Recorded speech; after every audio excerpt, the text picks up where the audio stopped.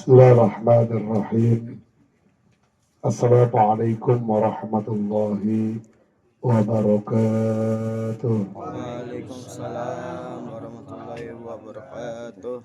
Alhamdulillahilladzi ja'ala al-mauta rahatan lil mu'minin.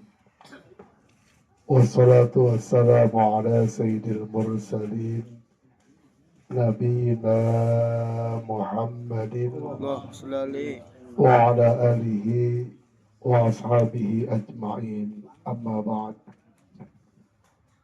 Hadirin jamaah tahlil malam ke-7 yang saya muliakan, wabil khusus para santidah, para tokoh masyarakat, sama sekali tidak memberi mahabbah dan ta'zim. Mohon maaf tidak disebut namanya satu persatu. Wabil khusus tentu yang sama kita hormati sahibul bait, keluarga besar almarhum al-maghfurlah Pamanda Abdullah bin Haji Nadi, yang mudah-mudahan kita semua dimuliakan oleh Allah Subhanahu wa taala. Amin ya rabbal alamin. Alhamdulillah, puji syukur kepada Allah pada malam ini. Setelah kita bermudzakarah di majlis kita lanjut mengirim doa untuk almarhumin almarhumat, khususnya untuk almarhum saudara kita Syukron Baihaqi yang kurang lebih 1 minggu lalu meninggalkan kita.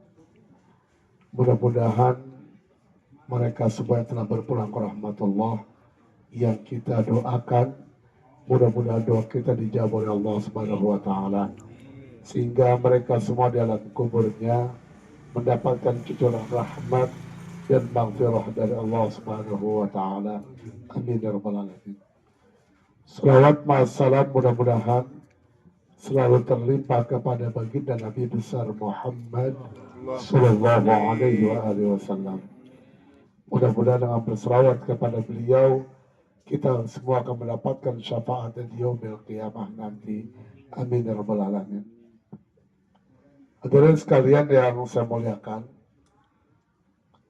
secara medis mungkin almarhum meninggal, bahasa kita mah nggak sakit lagi kali ya.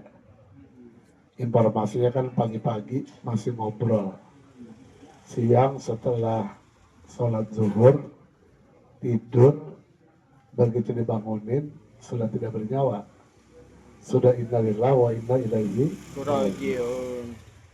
Artinya memang al-mautu ya'ti baghtah, kematian itu datangnya secara mendadak. Karena secara mendadak otomatis kita juga harus mempersiapkan diri. Kalau suatu saat nanti kita dipanggil menghadap kepada Allah Subhanahu wa ta'ala. Karena kita nggak tahu nih Pak, apa yang tua duluan, yang muda belakangan, atau yang muda belakangan yang tua duluan. Sama aja ya. Rama yang muda belakangan aja ya. Ada satu kisah menarik nih tentang kematian. Di sebuah riwayat, sekali waktu Allah bertanya kepada malaikat maut atau malaikat Israel alaihissalam. Israel kan tugasnya mencabut nyawa. Bahkan itu sudah apal banget, ada lagunya. Bila Israel datang memanggil, kan gitu ya? Iya. Seluruh tubuh akan menggigil, sekujur badan kan kedinginan.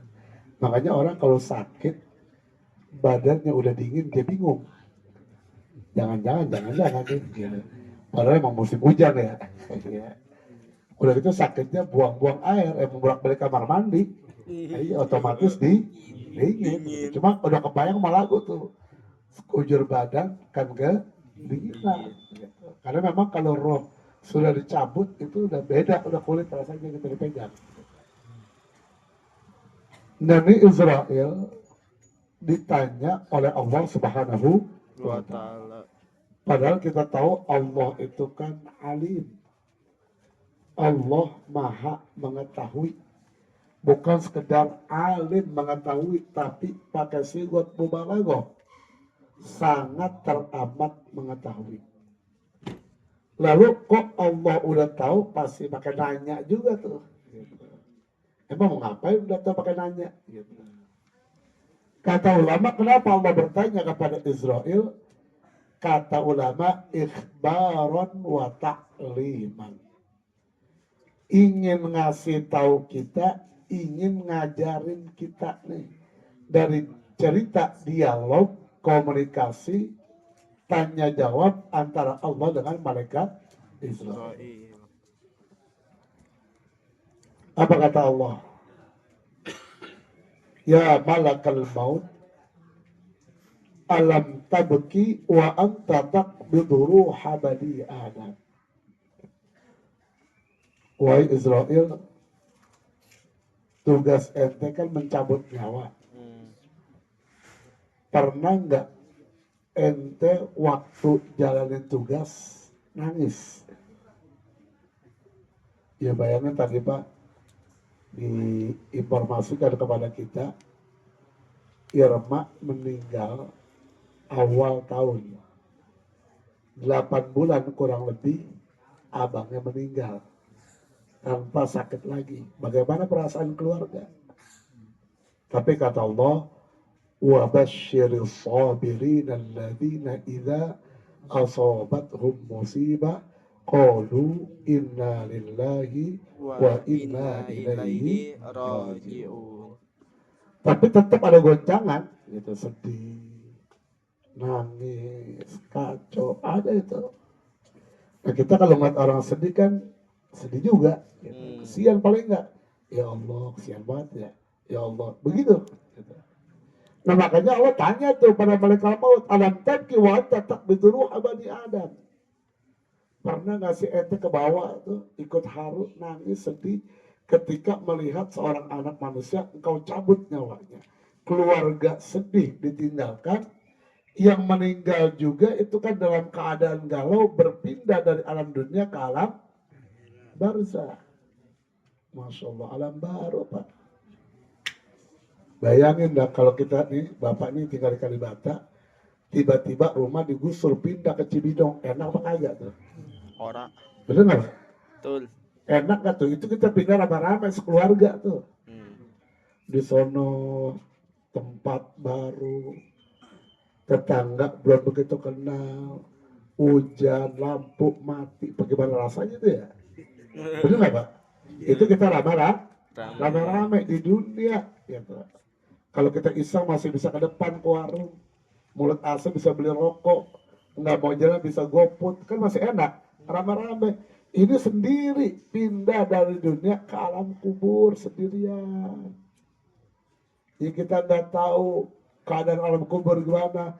Tapi ada sebuah riwayat mengatakan orang di kuburan ngomong, kalau ada orang masih tenang-tenang aja lewat kuburan, ada orang meninggal, apalagi bisa ketawa-tawa.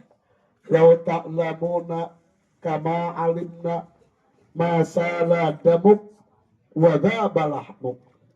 Ente depan kuburan, di atas kuburan masih bisa ketawa-tawa. Kalau ente tahu tentang alam kubur, darah kamu beku saat ini juga, daging kalian rontok hancur saat ini juga. Kalau kalian tahu bagaimana dahsyatnya alam kubur. Makanya Allah tanya tuh, alam tabki wa anta taqbidu ruha bani Adam. Gimana, dia benar nangis enggak? Waktu Allah tanya seperti ini, apa jawaban malaikat maut? Ya Allah, kalau urusan mencabut nyawa, dhahiktu marratan wa bakaitu marratan wa faza'tu marratan. Kata malaikat, kalau urusan cabut nyawa, ya Allah, sekali waktu saya pernah ketawa, sekali waktu saya pernah nangis, sekali waktu saya pernah terkaget-kaget dalam urusan mencabut nyawa. Ditanya pernah nangis apa enggak, jawabannya malah yang pertama ketawa duluan, dhahiktu marratan. Sekali waktu saya pernah tertawa. Maka Allah langsung tanya lagi, paman lebih adhaka kaya malakal maut. Malakal maut, Kok bisa-bisanya dia ketawa, emang kenapa? Padahal tadi kan keadaannya dahsyat buat yang meninggal. Indalil mautila sakarot, bagi kematian itu ada hantaman kerasnya kata Nabi. Bayangin, ente lihat, ente kok tega-teganya bisa ketawa. Keluarga yang tinggal kan begitu kehilangan luar biasa, sangat berduka yang mendalam. Faman ladzi adhaka ya malakal maut, emang apa kok ente bisa-bisa aja ketawa? Kata malaikat maut, ya Allah, dzata yaumin kuntu musta'iddan li'aqbidha ruha rajulin. Sekali waktu saya ini udah siap banget mencabut ruhnya anak manusia sebagaimana engkau tentukan, cuma jamnya itu belum tepat. Karena kan kalau yang namanya ruh, la yastakhiruna sa'ata wala yastaqdimun. Maju kagak, mundur kagak, pas tepat. Coba kadang-kadang kita kurang paham maksudnya lain. Misalnya nih, orang ditentukan kecelakaan di Duren 38 lampu merah, itu jam 7. Ternyata jam 7 kurang 30, dia udah jalan kerja. Begitu dia jalan kerja, di lampu merah Duren 38, HP-nya atau dompetnya ketinggalan. Kira-kira kalau kita jalan, HP ketinggalan, apalagi dompet, balik lagi apa enggak ke sini? Balik enggak, Pak? Kita mau jalan kerja nih, mau jalan kerja di Kuningan, sampai lampu merah Duren 38, HP kita atau dompet ketinggalan, balik apa enggak? Balik. Kalau kita mau ke masjid, sholat Jumat, uang sholawat ketinggalan, balik apa enggak? Nah, lewat aja itu kotak. Itu kan Pak, kotak amal itu kan mangap tuh ya. Iya. Kita kalau mangap biasanya kenyang apa lapar? Hah? Kalau mangap kenyang apa lapar? Kenyang. Lapar. Iya, kalau kenyang merem mingkem gitu ya. Itu kotak berarti lapar, kudu dikasih makan. Ini kadang-kadang kotak udah mangap, bapak nggak kasih makan, lewat aja lewat. Iya, kita begitu. Kalau HP ketinggalan, balik. Uang sholawat ketinggalan kagak balik. Sama tuh dia. Sampai lampu merah 238 saya balik. Karena ketinggalan. Sampai sini jam 7 lewat kurang seperempat. Dia balik lagi tuh Pak. Karena kata Allah jatahnya meninggal itu jam 7:30. Dia jalan lagi pas jam 7. Tepat sesuai ketentuan Allah, kecelakaan dia, meninggal dunia. Si Anu meninggal tuh, siapa sih kecelakaan? Lagi udah jalan pakai pulang lagi, gitu ngomongnya. Bener nggak? Coba kalau dia nggak pulang lagi, nggak kecelakaan kali ya? Gitu kita ngomong itu. Padahal memang sudah tentukan jam 7 kecelakaan, tadi 6:30 udah nyampe, kecepatan dia tuh. Makanya diputar dulu, ada aja buat dia putar, ngepasin jam 7 dia harus sampai di situ kecelakaan dan meninggal dunia. Makanya tadi kata malaikat maut, kuntu musta'iddan li'aqbidha ruha rajulin. Sudah siap ini. Cuma waktunya belum. Sedangkan yang bercabut nyawanya kan nggak tahu. Buktinya almarhum Syukran Bayaki atau Babai. Iya Babai itu kan nggak tahu kok mau meninggal Pak. Kau udah tahu dari pagi mau meninggal, nggak keluar baca Quran terus. Betul nggak? Untungnya beberapa waktu belakangan ini saya lihat beliau almarhum malam Kamis hadir terus. Alhamdulillah. Mudah-mudahan bagian dari tanda husnul khatimah. Amin. Karena diiringi dengan kebaikan-kebaikan menjelang akhir hayatnya. Amin. Alhamdulillah kita bisa bersaksi bahwa beliau adalah orang baik. Jamaah sekalian yang saya muliakan, begitu sudah sampai di rumah orang, ini belum ada waktu yang sudah Allah tentukan. Artinya dari riwayat ini kita bisa lihat karena ikhbaran wa ta'liman, sebelum nyawa seseorang dicabut, malaikat itu udah ada di kediaman itu. Entah di rumah sakit, entah di rumahnya, entah di mana, udah nungguin. Makanya kadang-kadang kalau orang sakit kan ada yang bilang, itu ada tamu tuh di luar, siapa tuh suruh masuk. Yang nungguin nyari dah, nggak ada, ada itu. Ya jangan ngomong begitu Pak, jadi takut kan begitu ngomongnya. Bener nggak ya? Iya, jadi takut jangan ngomong begitu gitu. Takutnya apa? Takut juga ada kematian, tapi kita nggak yakin kemana. Karena kita lihat cerita baginda Rasul waktu mau meninggal juga begitu. Siti Fatimah ngeliatin. Nah ini juga waktu orang mau meninggal, semua dari riwayat ini itu kuntum musta'id yang liakbidu ruha rajulin, sudah siap itu menyambut nyawanya, tapi waktunya belum tepat. Apa yang saksikan? Wa wajadtuhu yaqulu li salihil khidam. Ternyata yang mau meninggal tadi lagi ngobrol dengan tukang sol sepatu. Salihil khidam, tukang benerin sepatu, namanya tukang sol ya. Kalau zaman dulu emang sepatu kita di sol, kalau sekarang kagak laku tukang sol ya. Karena kalau dulu kan kita apalagi musim hujan begini, beli sepatunya cuma lebaran doang. Yang jenggal apa namanya ya? Iya, yang jenggal ujalan lebaran kan muter-muter kita. Kalau zaman dulu kan lebaran jalan muter-muter ya. Udah becek, debel, muter-muter. Ini sepatu murah, lupa di sol. Begitu kita buang kotoran tanah di akar pohon yang tebal tuh, kita kosrotin apa namanya itu? Kita kosrotin, iya, buangin debelnya. Bukan debel yang copot, bawa sepatu yang copot. Kalau zaman dulu kan bora-bora sepatu ya. Iya, kalau zaman sekarang kita sampai bosan sepatu kita masih utuh. Gitu. Nah ini kan zaman dulu kayak kita, makanya orang tadi tuh yang mau dicabut rohnya tadi, yang dia nggak tahu masih ngobrol apa tukang sol sepatu. Apa yang diobrolin? Ya solihal khida in liyak fi minal lubsis sanati. Bang tukang sol sepatu, tolong sepatu saya jahit biar kuatan. Ada yang itu. Atkin, kuatin jahitannya. Emang apa? Supaya sampai setahun ke depan sepatu saya masih bisa saya pakai. Padahal malaikat maut sudah nungguin. Masya Allah, salam juga begini Pak ya. Malaikat maut dan nungguin, kita masih harapan angan-angan panjang ke depan. Besok hati-hati nih di weekend nih. Jangan-jangan lagi merinjoran kata malaikat, ya lagu lu. Padahal lagi benerin joran. Dia nanti mau mancing. Dipancing di Pondok Cabe apa di mana gitu ya. Apa di Bekasi, apa di Sawangan. Cuma malaikat maut udah nungguin, kata malaikat maut, ya lagu lu masih lempengin joran aja. Dikit lagi saatnya. Kita juga begitu Pak. Berapa banyak sih orang yang tidur begitu dibangunin kagak bisa bangun. Tidak sedikit orang-orang lagi bergerak tiba-tiba lagi nyanyi di panggung, joget-joget jatuh meninggal. Kan gak enak banget kelihatannya ya. Si anu meninggal di mana? Lagi joget di panggung. Gitu.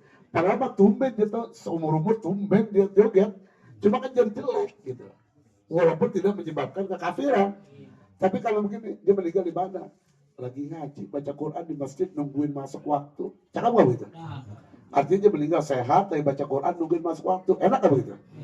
Mau begitu? Kita ngomong gini, mau tapi ntar sudah 90, maunya. Iya, tapi mudah-mudahan kita semua meninggal husnul. Artinya ini mati, kematian, datangnya memang begitu Pak, tambah kita juga. Kam min sahihin mata bil ghairi udrin, kam min saqimin asa hina minad dahari. Berapa banyak orang yang meninggal dunia padahal dalam keadaan sehat walafiat. Mau jalan kerja emang agak sehat itu. Tiba-tiba dikabarin kecelakaan di Tanjung Priuk, ketiban pentol korek. Pentol koreknya satu kontainer, nggak meninggal. Bener nggak Pak? Iya, meninggal dia sehat. Padahal di rumah orang tuanya mungkin sakit, nggak bangun-bangun. Sakimin asaina minad dahri. Anak udah dihaulin kelima kali ini masih sakit aja. Ini kan sudah menjadi ketentuan Allah Subhanahu. Dan kita nggak tahu, makanya Nabi pesan, ittaqillaha haitsuma kunta. Takutlah kamu kepada Allah dengan cara ngerjain perintahnya, ninggalin larangannya. Aitsuma kunta, di mana saja kamu berada, bukan di masjid doang, bukan di musola doang, bukan di majlis salim aja. Di rumah, di pasar, di pantai, di jalanan, siang malam, pagi sore, rame-rame sendiri. Aitsuma kunta, di mana saja kamu berada. Sekali waktu sebagai manusia pasti, Pak, kita bukan nabi yang maksum. Al-insan mahallul khoto'i. Yang paling sering kadang-kadang kita gibah ngomongin orang. Itu paling sering nggak berasa itu dosa itu. Termasuk minal kabair atau druna. Anil ghibah. Apa kamu tahu tentang ghibah? Qalu Allah wa rasuluhu a'lam. Yang tahu tentang ghibah itu hanya Allah dan Rasulnya katanya. Kata Nabi, dzikraka akhaka bima yakra. Kamu ceritain tentang teman kamu, kalau dia tahu dia akan marah tentang cerita itu. Kadang-kadang kan lucu begini Pak, misalnya saya ngobrol dengan Bang Haji Awang, mau ngomongin Bang Haji Oim. Saya ngomong, Bang Haji Awang mohon maaf nih ya, saya bukan ngomongin. Emang ngapain namanya? Kalau cerita emang namanya ngapain nyeritain? Cerita mau ngomongin sama aja ya. Salahnya saya kan dengan Bang Haji Oim. Minta maafnya Bang Haji Awang. Bang Haji mohon maaf nih ya, saya bukan ngomongin. Lah salahnya Bang Haji Oim ngomongin dah. Itu tuh kesalahan kita tuh. Sekali waktu kita pernah melaksanakan kesalahan, kata Nabi, kalau kamu punya salah, wa'at bi'is-sayyi'atal hasanat. Sebagai manusia punya salah, buru-buru dah tuh kerjain kebaikan supaya kejelekan kamu tadi dihapus. Paling tidak dengan mengucapkan astagfirullah atubu ilaihi min jami'il ma'asi wa dzunub. La haula wa la quwata illa billah. Itu kan hubungan kita dengan Allah. Kita hidup ada hubungan vertikal, ada hubungan horizontal. Ada dengan makhluk, ada juga dengan khalik. Ya dengan khalik istighfar. Maka dengan makhluk kita jaga wa khaliqin nasa bi khuluqin hasanin. Pergaulilah orang lain, kata Nabi, sebagaimana engkau ingin dipergauli. Perlakukan orang lain sebagaimana engkau ingin diperlakukan. Kalau kita diomongin kita kagak suka, jangan suka ngomongin orang. Betul ya? Kalau kita dimarahin oleh orang kita nggak suka, jangan suka marahin orang. Kalau jatah kita dikurangin kita kagak suka, maka jatah orang jangan kita kurangin. Wa khaliqin nas bi khuluqin hasanin. Ada satu hadis riwayat Imam Baihaqi dari baginda Rasul dengan bahasa yang sederhana. Kalau kita tidak memiliki kemampuan yang banyak, apa kata beliau? Antalqa akhaka biwajhin talqin shadaqah. Kalau ketemu orang pasang muka yang manis, yang ajer, yang enak, yang cerah, itu orang lihat enak, kamu udah dianggap bersedekah di hadapan Allah. Ketemu nanya, negor, ucapin salam. Karena ada orang Pak, jangan nanya, ditanya aja itu nggak mau jawab. Apalagi nanya duluan, gitu kan ya. Sekedar negor ya, kalau assalamualaikum mungkin berat banget, assalamualaikum kan bagusnya begitu. Berat aja, ngapain, kan begitu enak ya. Atau ketemu orang senyum, bisi kan kagak. Orang banyak kok, tukang paket ada kita lewat aja. Begitu cari ketemu baru nanya, emang lu tadi kemana? Kan begitu. Kagak ada akhlak itu orang. Wajarnya namanya tukang paket sih ya. Nah kita suka hadir di majelis salim, kalau ketemu orang tanya, tegur. Kenapa? Karena kalau ada orang nanya sama kita senang. Ada hubungan baik antara kita dengan dia. Itulah bagian dari kita mempersiapkan diri. Kalau kita menghadap kepada Allah yang waktunya Allah rahasiakan, insya Allah kebaikan yang sedikit sangat bermanfaat untuk kita semua. Amin ya rabbal alamin. Mohon maaf. Assalamualaikum warahmatullahi wabarakatuh.